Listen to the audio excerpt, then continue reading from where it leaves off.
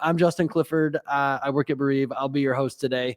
I am live from Indianapolis, Indiana, the Bereave Studios, also just affectionately known as the Bereave offices. And Michael, where are you today? I'm in our office in Richardson, Texas, just north of Dallas. Nice. Okay. All right. Thrilled that everybody's here to join us today. We're gonna get in deep with Michael on caregiving.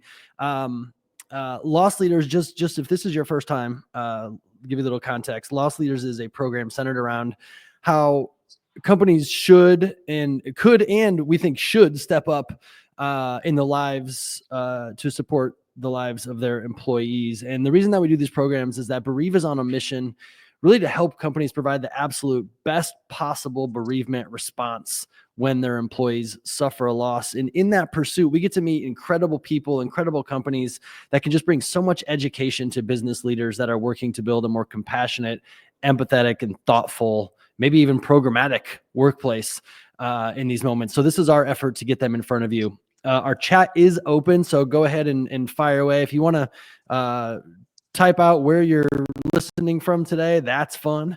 But go ahead and use it for the any Q&A that you want to throw in there, and we'll do our best to get those questions in front of you as we go. Recordings will be here live, but we'll also try to send those to you as well. Cool. Now you're here for Michael Walsh. Michael is the founder and CEO of CareLoop. A post that he's held for the past 14 years, right? Founded the company. We're going to turn 13 here in July. Okay. So, all right. Yeah, my co-founder was actually a founding CEO, and I stepped in 2013 then. So yeah, coming up on 12 years at the role. Yeah, can't believe it. Amazing. And also joined by dogs Reese and Bailey. So if you see Reese and Bailey running around, you know who they are as well. Michael, Reese, Bailey, welcome to Loss Leaders. Thanks, Justin. Appreciate you guys having us. Looking forward to the conversation. Of course. Can you start just a little bit talking about what CareLoop does? Yeah, for sure. Again, I love the introduction, love the work you're doing, by the way. And so much of what you all do at Bereave, like you see a lot of the situations that these families are going through after they've experienced that loss. CareLoop is seeing a lot of those families potentially before they've gotten to you, before they've potentially experienced that loss. So we're a caregiver support company. We tend to work with a lot of working parents and family caregivers as they're navigating the really complicated, complex landscape of taking care of a child, a spouse, a parent, a grandparent, an in-law, a friend, a neighbor, an aunt, an uncle, a cousin, a domestic partner, someone in their life that they care really deeply about. It's really complicated in today's society and today's healthcare system to make decisions that you feel really good and confident about, that you feel like you can see the path to the other side of a positive outcome for someone that you really care very deeply about. We help with that. We provide a caregiver support platform, we call it, that helps these families, these employees navigate through all of these really complicated moments in life and hopefully get to the other side. So a couple of things just about how it works. And I'm sure we'll get into some of the particulars in just a bit, but each and every member of CareLoop, we pair up with a care coach, we call them. One of these folks, it's a member of our team. They're completely dedicated to this particular working caregiver or parent and their family. Most oftentimes, these care coaches are coming from social work or nursing or counseling or therapy background, some sort of licensed or certified health, medical, or educational background. And they're there to help with all the various coordination, advocacy, navigation challenges that you're inevitably going to experience as you're going on this journey.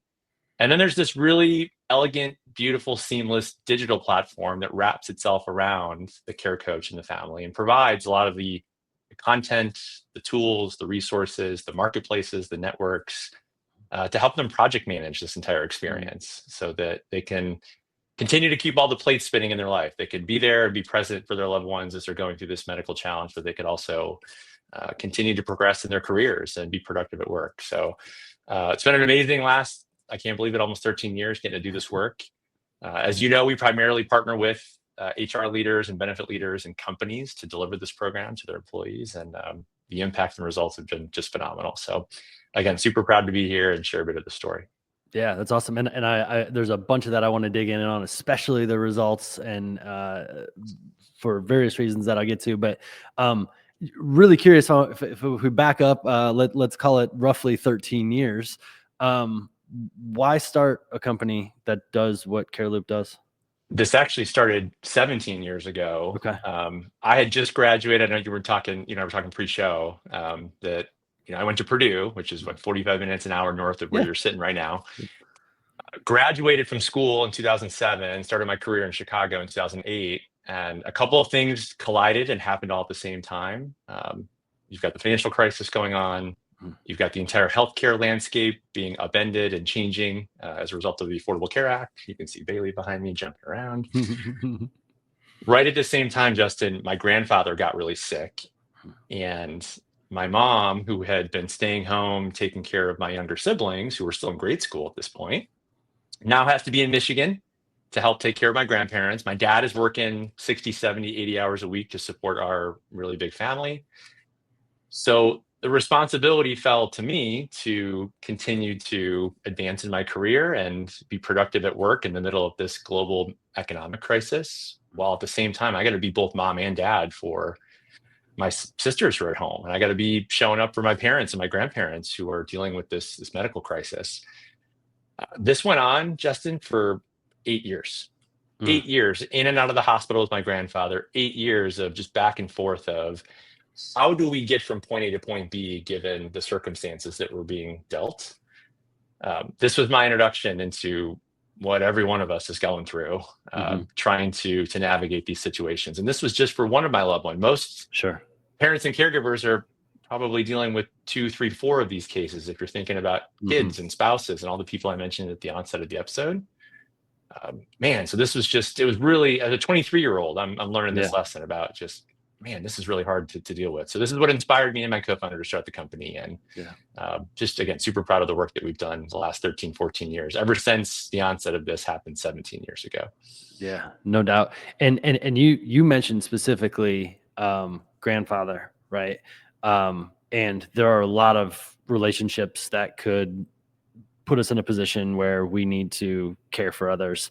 You also mentioned talking about taking care of brothers and sisters, right? At the same time, children that are involved. Does CareLoop think about actually? How does CareLoop think about like the generation before, the generations that are following, and like how that all kind of merges together on people who are providing care? We think of it exactly the same. And so the platform and the capabilities are inclusive of all different types of caregiving situations. And this has been one of the big lessons, I think, for a lot of HR and benefit leaders and business executives is caregiving comes in many shapes, sizes, and forms. And a lot of people have this vision of caregiving as just taking care of, like in my situation, maybe a parent or a grandparent or an in-law. Think about that mom or dad who finds out that they've got a child that's been diagnosed pre-autistic, and the journey that family is going to go on for the rest of their life. Or if you've got a little one that's been diagnosed with cancer or some really challenging form of ADD or ADHD, those are really complicated caregiving situations, and those folks require a lot of support and help to get through this. So our platform is completely comprehensive of all these situations, and we've got care coaches and all the different tools and content on the platform to, again, wrap ourselves around and really make sure that we're holding those folks' hand and we're walking right alongside them every step of the way. No doubt.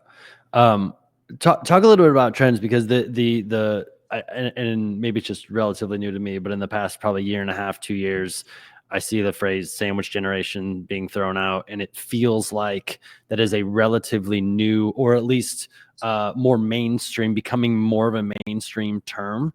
And so it feels to me, and it's felt to us at Bereave, that caregiving is starting to become a trend in of itself, in terms of I say trend. I don't mean like trendy, but like a trend as a topic to support people at work. But what trends are you seeing as it relates to employee caregiving needs, and like how HR teams should be thinking about supporting people?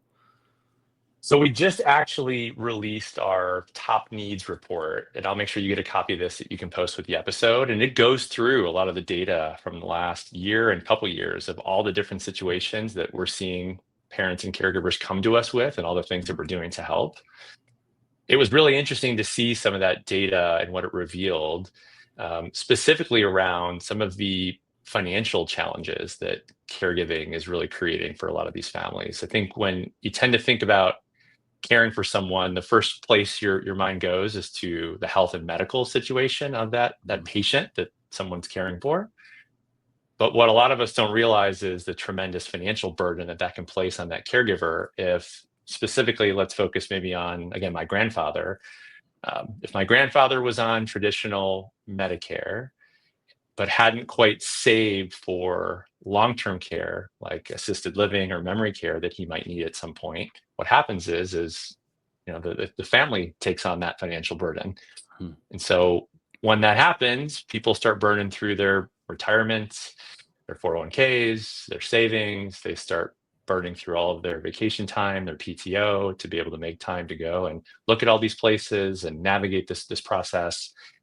So it was really challenging, you could tell in the data, to see what families are dealing with financially as it relates to their caregiving situations. Another thing that popped up that was really interesting was many of these families who are dealing with, again, health conditions for their children, many of them commenting on the challenges that they're facing, not with the healthcare system, but with the education system. For a lot of those parents that have kiddos with special conditions or needs, being able to collaborate and work with school administration, principals, counselors, teachers to be able to create the best possible program for their kiddos. This pulls parents a lot out of work to be able to be at these meetings and to be front row seat for their kiddos' education. And there's downstream impacts to that, especially for all of us, in the business and HR community. So 2 trends to just point out, again, just like really stretched parents as they're taking care of their kiddos, and also the financial impact that these folks are dealing with, both on the pediatric side and on the adult and elder care side. Yeah. I feel like these situations become, I want to say part-time jobs, but it almost feels like your job in of itself, like your professional job, is probably the part-time piece to it. This Even was though also you're part of it, spending, Justin, the time, yeah, this was part of the data as well. It's just how much time people are spending on yeah, this. Like, it is, you're right to call it a part-time job. In fact, in some cases, it becomes a full-time job. yeah. So if you're working almost 2 full-time jobs, and one of them is highly, highly emotional, and the other one tends to be a little bit more transactional in a lot of cases. How do you think about the impact on things like productivity or retention or engagement? I mean, was that part of your report, or are there other stats or insights you can share there? We have so much on this, whether it's public on our website in the report or just in meeting with our team and being able to actually sort of hone in on specific industries, specific geographies, et cetera. But the impact is palpable. The results are very tangible. And you named a number of them, like being able to actually quantify and articulate for every time CareLoop and or a care coach from CareLoop engages with one of your employees, the amount of time it saves, the additional layers of retention protection we can create around your top producing employees and your team and staff. A lot of folks end up leaving the workforce to go and do this full time. And if we could eliminate the need to turn over completely just by creating layers of support for you with our platform and our care coaches, the impact and the ROI is very real. We're starting to also be able to tie the impact of our work to the reduction of short and long-term disability claims. So to be able to, intervene with the family and be able to help them navigate through some of these things that might even prevent them from needing to go out on a leave and or potentially coming back from that leave a bit earlier than they would have otherwise. All of these data points and metrics we track real time. All of our customers and partners are able to watch this data and work with our team to create the engagement and communication strategies to really propel these results and create a bunch of tailwind for their employees and families to be able to access this. So again, just it's been amazing for me to watch this. This was a dream based on a really challenging experience 17-ish years ago now. Mhm. So to be able to see what we're doing for all of these coming up on almost 2 million families across a Wow. couple hundred employers that we work with, Mhm. it's still a long way to go. I mean, Sure. I can't wait to see this continue to elevate and grow in the market in the Yeah. years ahead.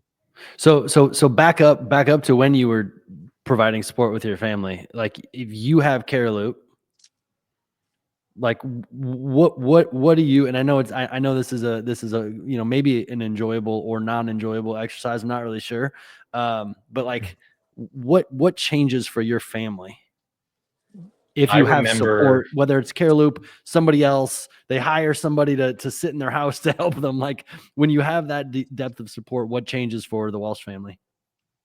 my mom isn't spending 2 years driving back and forth between the suburbs of Chicago and St. Joe's, Michigan, for starters. Mhm. We're probably able to have more support lining up in home care, non-medical home care for my grandfather, like at their house up in Michigan. I remember my parents, my mom specifically, having a lot of questions around all the different medications that my grandfather was on, a lot of questions around insurance. My grandfather also served, so we had access to VA benefits. So just trying to understand like what he had access to, what he didn't have access to, and how it contributed to the expenses of all of this. He was in the trades, so he also had a pension. So trying to also navigate all of the paperwork and the access to be able to, get access to those funds and be able to pay some of these medical bills that he had. Like all of these things that my Mhm. mom, she had to do this on her own, Yeah. completely by herself, and we all did our best to chip in. But these are all examples of things that one of our care coaches could be stepping in to Mhm. help shoulder and potentially Yeah. even offload from my mom so that my mom could be back potentially with my sisters picking them up from school, which means that I'm able to focus on, Yeah. being 120% chargeable for my consulting firm downtown in Chicago. Like the ripple effect here was real. And Mhm. if CareLoop was there, you could have really you could have changed the trajectory for how this all felt over the course of Mhm. 8 years and the amount of stress and burden that it would have actually placed on my family Are those the kind of stories that you hear from your customers, employees? every day. um, and it's tough to hear it when you hear that "where were you when I needed you" comment. I'm Mhm. sure you guys hear it as well, Yeah, a lot. right? It's a gut punch, like, because Mhm. that means that you went through, you didn't get to them in time. Yeah, And that's what drives all of us every single day with this mission. yeah, yeah, love that. Um, when you think about the folks that don't have access to a care coach or just even somebody, like what do like where do they get help?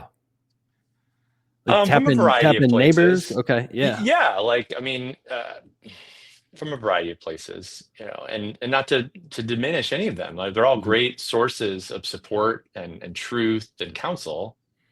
They just might not be as consistent as I would tell you I believe they need to be, given how challenging some of these experiences can be. So turning to your doctor, your family doctor, your church, your lawyer, your financial planner, your boss, your manager, your HR team. Like, these are all great places to go for help and maybe that initial direction or guidance. mhm, Almost like the triage support you need when you find out that someone you love has cancer, but that can't be it. mhm. Like, you're going to need a Right. lot more in the weeks, months, and years ahead. And that's where we come in. That's the Mhm, role that we want to play in these journeys. mhm, And so this is actually part of it. All those examples I just gave you, Justin, like, these are all mhm, examples of how we could create connectivity with all those stakeholders to mhm. hopefully create the plumbing back to CareLoop so that you reach Right, us and we can get actively engaged in what's going on. right.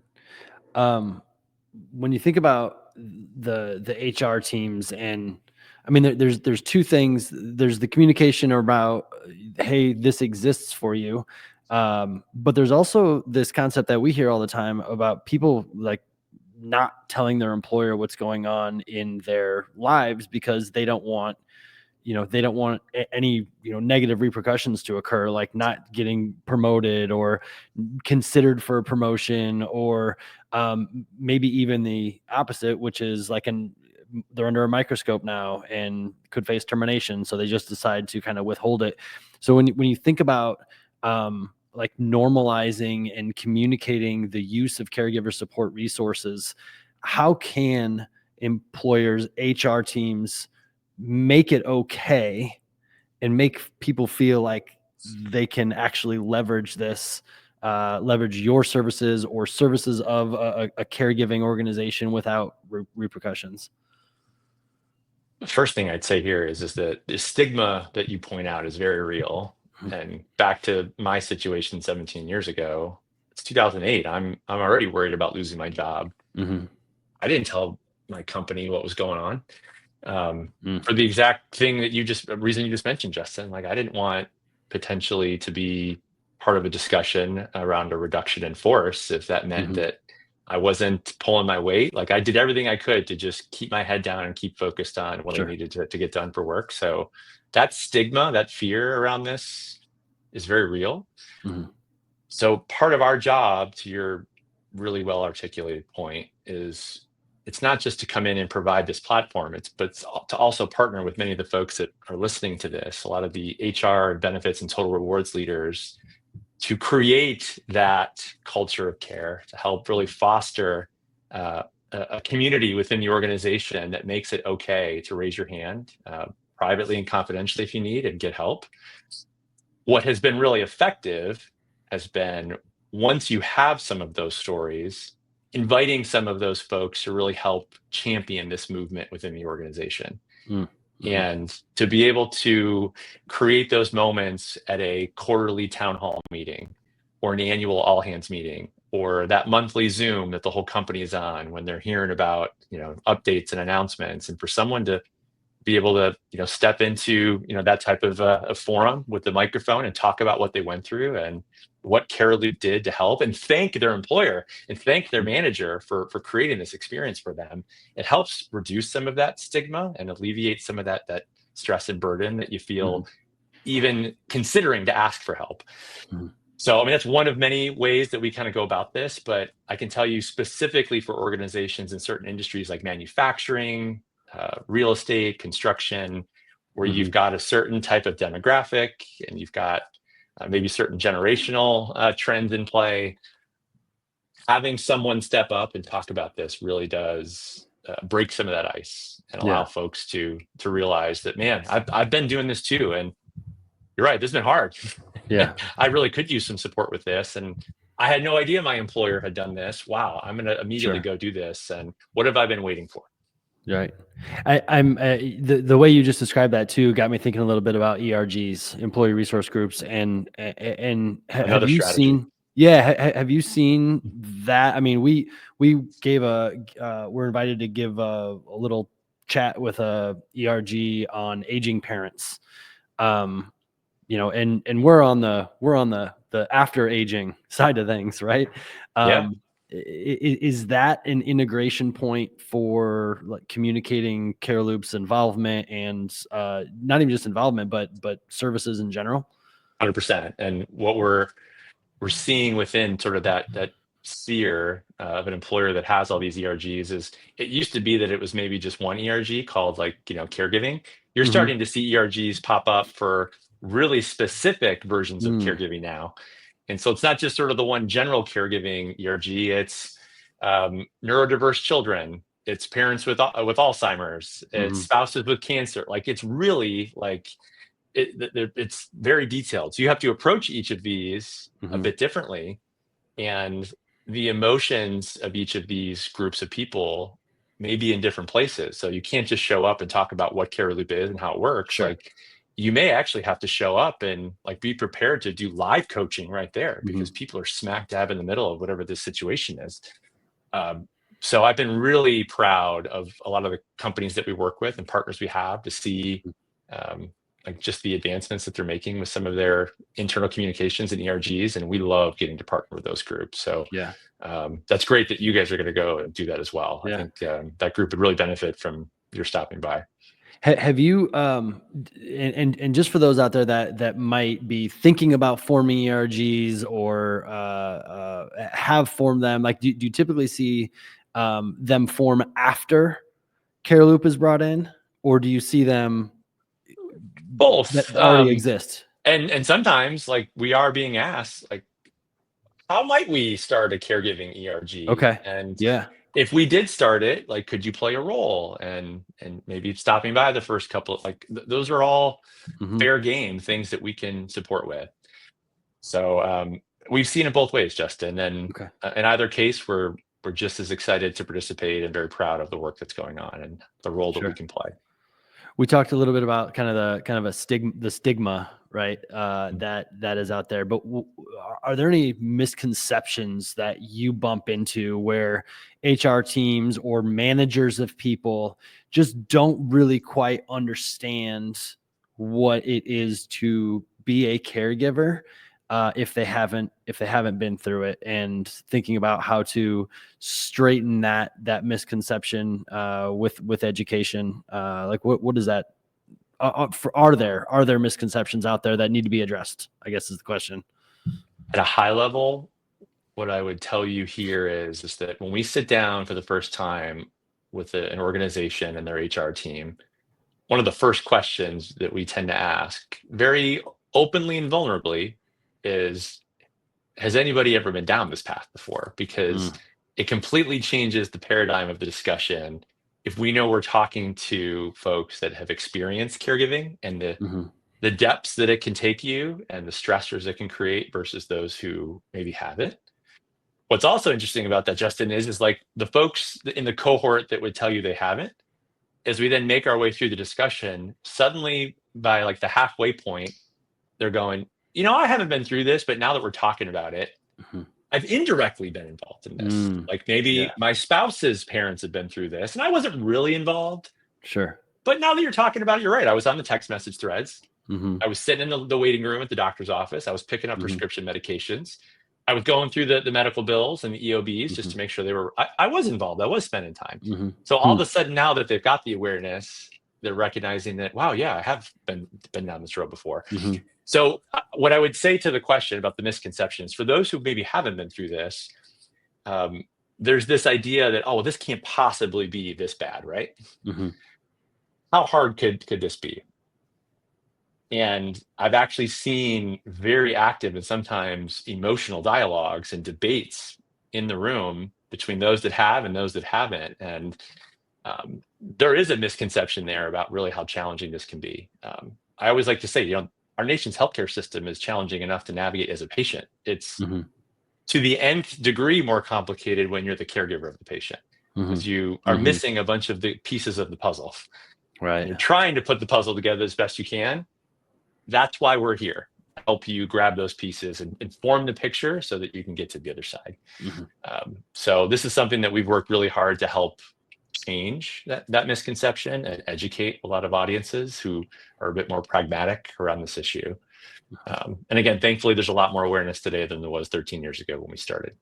Yeah, it's awesome. I think a lot about like an example of bereave. Like there's a lot of things that you can do without hiring us, right? There's policy work, there's support structure, there's some stuff that you can just go do, and you do it better than you're doing today without having to go hire a company like Bereave or hire us. If there are HR leaders here today that just want to like walk out and start making change, and then start making maybe a case internally as they think about bringing on CareLoop, before they do that, is there anything that people can go do today that would dramatically impact their employees who are caregivers just by putting some structures or thought process into how they show up? A couple of things I'd suggest here. I would do what I said a minute ago, as far as at your next town hall, your next team Zoom or Teams meeting, your next all hands. Is there someone on your team or within your organization that maybe has been out on leave and had a difficult experience with caregiving or parenting, and they might be willing to share their story and talk about how your organization really supported and help to start to make this a little bit safer to talk about, like, in a public. So someone has to be brave, someone has to be vulnerable to do that. So that would be number one. Number two, I would say to that point, is take a really good close look at your leave and disability and time away framework and philosophy, and make sure that you're creating space for when these really out of left field caregiving moments or parenting moments pop up, that your team feels they've got the room to go and do what they need to do without negative repercussions from their manager or from the company. And then number 3, what I would tell you is that you still have plenty of time for this one. November is National Family Caregiving Month. And at a minimum, what you could do is just work in some commentary and some discussion and awareness around what it means to be a caregiver in today's working world, and what resources that you do have as an organization. Point them to your EAP if folks have, a really difficult time managing and they need to talk to a counselor as part of their sessions. Point out that you do have certain benefits or well-being programs that could support them, but roll it all up into this message around National Family Caregiving Month and creating that awareness. So there's tons you could do, but I mean, just off the top of my head, I think those are probably 3 things that I would focus on. Yeah, that's awesome. And plenty of time for November. So start planning now. Most planning organizations now. are doing open enrollment right around there, right? Yeah. How do you maybe bake this in and point at some of the things that you're doing and how it could help parents and caregivers? Yeah, totally. I think about that. I think it was the first one. Just and you said something. I think you used the word brave. It feels like it takes a pretty brave person, whether you're an HR or not, to kind of stand up and go to the org and say, "Hey, what are we doing to think about this?" Do you see that in most of your client base? I mean, is there somebody that has been brave enough to kind of stand up? A lot more so years back when this was a really new idea. Less now. However, I'm seeing a lot of that bravery and vulnerability then manifest itself once we do roll out. Like back to the point I made a bit ago. Like once it's sort of been endorsed and sponsored by the employer, and they're really trying to create that culture of care that I referenced, it does unlock a little bit of safety and a little bit of room for people to feel brave and to want to almost pay it forward and to not let the next caregiver or the next colleague of theirs go through what they may have gone through without this. So again, thankfully, a lot more bravery, a lot more vulnerability today than it used to be. But I'm thinking about some of the first customers we brought on and the first HR leaders that went through this, and they were the ones that were brave. They were the ones that had to go to their CFO and sort of share. I just went through this for the last 5 years with my parent who's got Parkinson's. And man, this would have completely changed, and it's real to them because they know how much time they missed. They know kind of how it affected their work performance. Maybe they missed out on a promotion opportunity as a result of it. Who knows? They were the ones that took the chance. I've always said HR and benefits leaders, each of you guys, you are your organization's caregivers. So oftentimes it was them stepping up first. You mentioned going to the CFO, and a question that we get asked all the time is about the prevalence of death, right? Like, how often does death occur? We only know what we are told about. What should we be thinking? And when you think about just the averages, every organization is going to be different based on population, based on what they do for a living, all of those types of things. But on averages, from an average perspective, is there a number that people should be thinking about that they should at least consider applying? 10% of all people in this age bracket are caregivers. Or do you have anything like that kind of pops out so that people can at least start applying an average number to their population? 1 out of every 6 of us is caring for an adult or aging loved one. 1 out of every 5 people in the workforce has some sort of legally defined, legally protected disability. 3 out of every 5 of us are parents, many of whom, have kiddos with special conditions or special needs. And so it's you roll all this up and it comes out to be, Justin, 3 out of every 4 of us are are somewhere on this spectrum of caring for someone. And so back to your misconception question, it's so much more prevalent than I think even some folks realize, and how these part-time jobs, as you called them, how they creep up on each and every one of your people, and they do affect their performance and their career trajectory and their ability to stay in their role and at their post. So that number's growing. Like we're going to reach Sure. a point here over the next 20 years where there's going to be more patients than there are family caregivers and professional caregivers even to take care of them. Yeah. Wow. I'm going to go ahead and throw Matt Trotsky's comment up here. Matt is a great friend to bereave, but also a very, very wise former or current VP of HR, chief people officer, that specifically talking about remote work policy. Can you talk a little bit about how, if at all, CareLoop gets involved with things like this, like getting into some policies and helping guide that conversation for things that could be impactful for those people? Two very real world examples from like Q1 here, even, you're hearing a lot of the narrative in the media around companies ending their remote work policies or changing their remote work policies and getting people back to the office.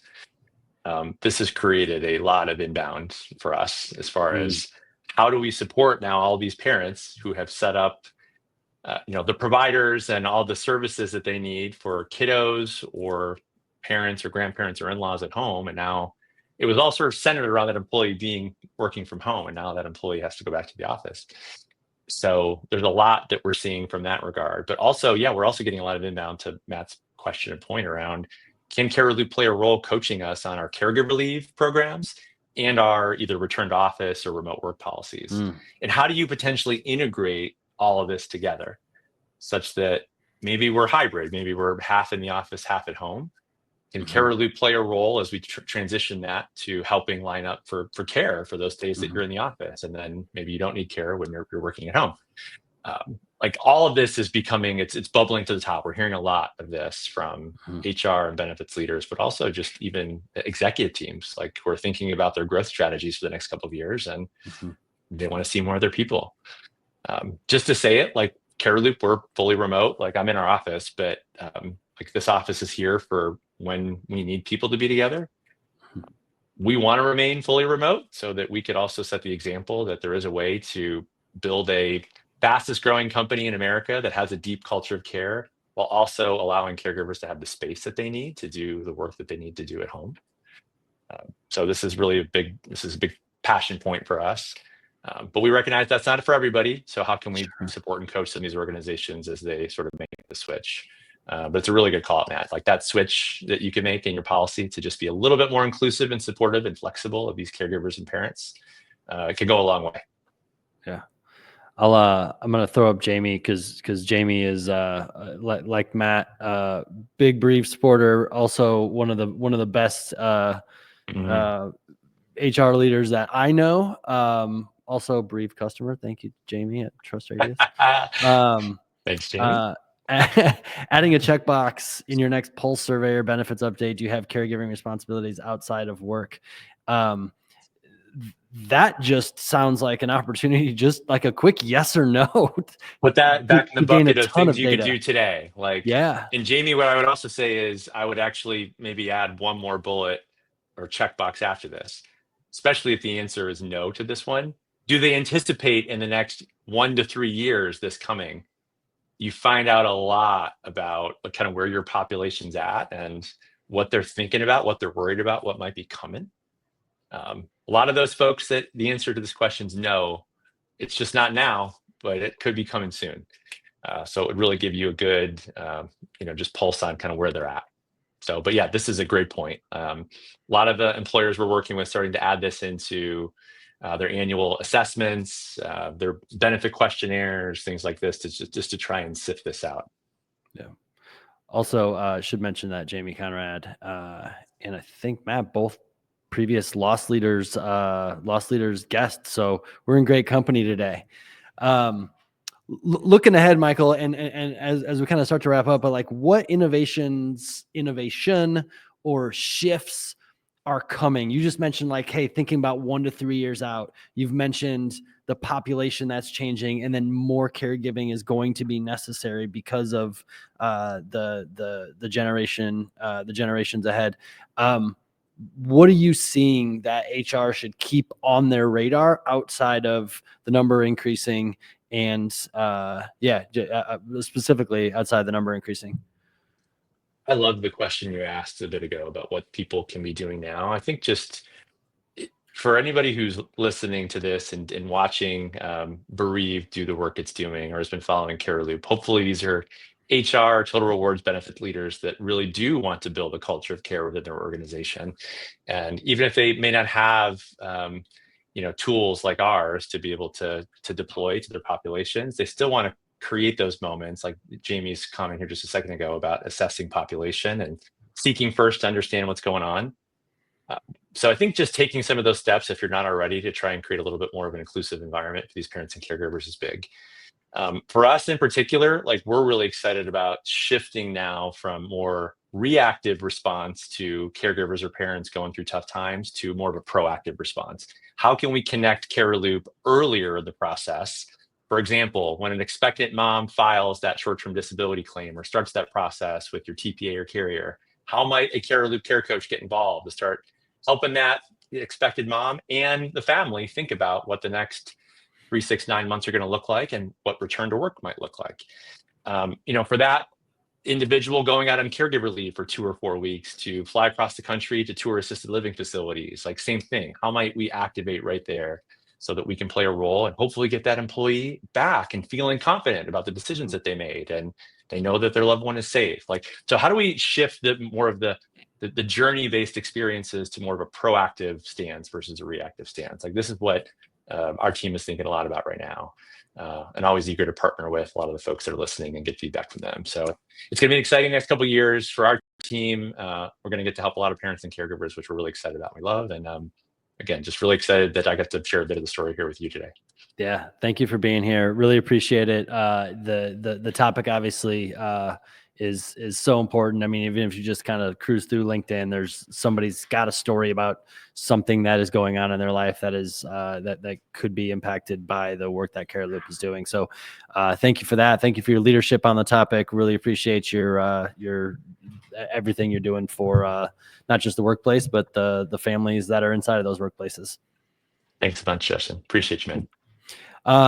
Next up, everybody, we've got Jen Henderson, the CEO of Tilt, coming in a couple of weeks, about getting leave management right. Very much a part of our world, very much a part of Michael's world.